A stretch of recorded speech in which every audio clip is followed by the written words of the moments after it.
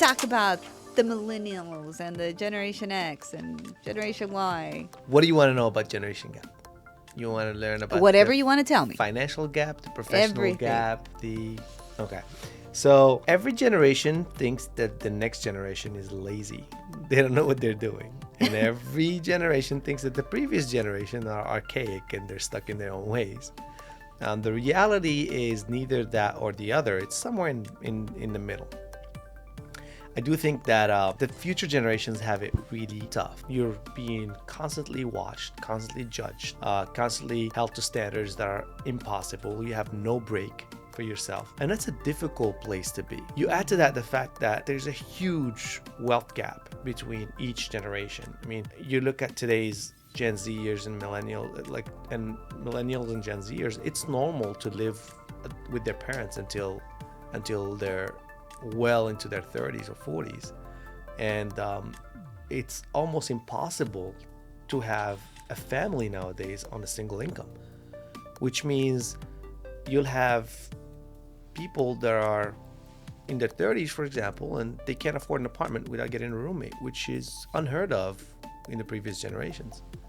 So I think they're dealt a bad hand here, and that's kind of why we see a lot of them pushing more towards community, more social aspect, is because there is a perception that life is unfair. And the older generation, they got all the money, they got all the properties, they got all the opportunity, they got the better weather, and then we're left with a bag of crap. Yeah. That they have to fix. Yeah, that they have, it's not even theirs. Yeah. With no tools. Yeah. So it's understandable. But yeah, generational gap. I feel bad for the next generation, but also I can tell you the next generation are one of the they're smartest. They're really smart. They are very creative. They're very resourceful.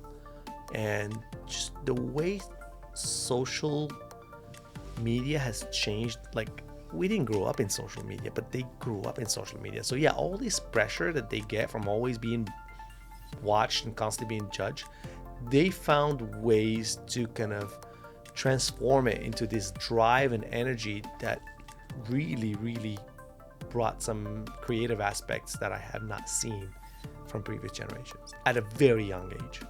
I feel I still consider myself a millennial. I'm early 80s. So I'm like hanging on, pioneer millennial. millennial. Kind of, I'm not quite a boomer. I'm not quite, a millennial. I'm not an Xer. I'm not a Y. And I don't know what the heck happened or how it happened, but now I'm in the room and I'm the oldest one. I am the oldest one. I'm like, I thought I was cool. What do you call those, chavorrucas? Or, I'm the oldest one in the room. So I used to think, okay, somebody else is going to address the issue of the generational gap, right? Somebody else is going to do it. It's not my responsibility. I'm the young one in the room, right? And the seniors will figure it out. And somehow that has shifted over years and years and years. And now I'm the oldest one. And I'm kind of thinking, oh, shoot. Am I the one that has to fix this? So I'm talking to all the boomers, all the older millennials, and I'm going to say, you guys are going to have to step up, okay? Because it's not fair.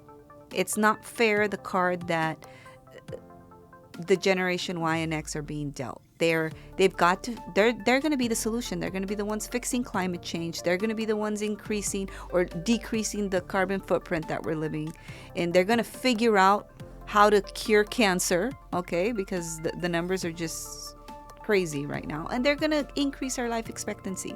They're the ones that are going to cause this type of ingenuity and change that we need, because I keep on saying, look, guys, we're due to be 11 billion people in the next 10 years. We're at 8 billion right now. And 50% of those are going to be under the age of 40, okay?